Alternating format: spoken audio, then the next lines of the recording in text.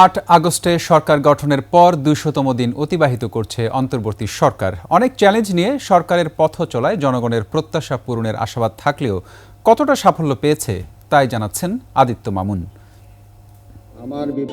প্রত্যাশা নানামুখী চাপ নিয়ে গেল বছরের ৮ আগস্ট ডক্টর মোহাম্মদ ইউনূসের নেতৃত্বে গঠন হয় অন্তর্বর্তী সরকার। ২০০ দিন পার করা সরকারের রেমিটেন্স ও রিজার্ভে আছে ভালো অগ্রগতি।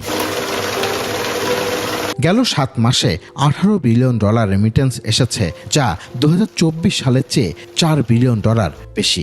রিজার্ভও বেড়েছে $21.40।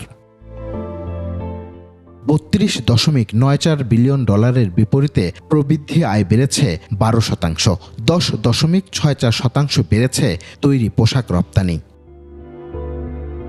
কূটনৈতিক ক্ষেত্রে বাংলাদেশ পাশে পেয়েছে সুপার পাওয়ার চীনকে। নতুন করে সম্পর্ক উন্নয়ন ঘটেছে পাকিস্তান আর তুরস্কের সাথে। রোহিঙ্গা ইস্যুতে জাতিসংঘ মহাসচিবের বাংলাদেশ সফরকে পজিটিভ ভাবছে সরকার।